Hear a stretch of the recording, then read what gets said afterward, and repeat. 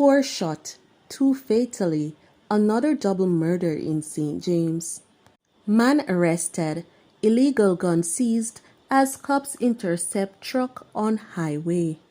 Please remember to subscribe, like, share, comment, and don't forget to hit that notification bell so you can always be updated with the latest news. Now for the news in details. The St. James police are probing a double murder in the parish following an attack by gunmen at a shop on Wednesday night. 2 others were injured during the attack.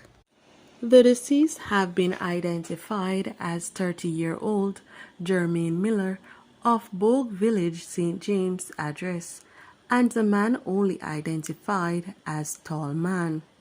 Reports are that about 9:45 p.m., the men were among patrons at a shop when they were pounced upon by armed men who opened fire on the group.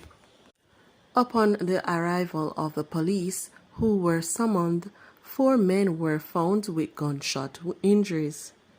They were taken to the hospital where Miller and Tallman were pronounced dead and the other 2 were treated.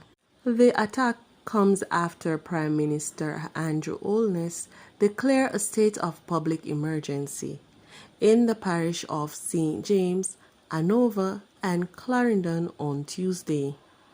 The state of emergency was declared in St. James following 3 double murders in the parish last week. 42-year-old Ricardo Kelly, otherwise called Charlie, a painter of Denby Crescent, Maypen, Clarendon, was charged with possession of a prohibited weapon following an incident on Bustamante Highway in the parish on Tuesday, May 16th.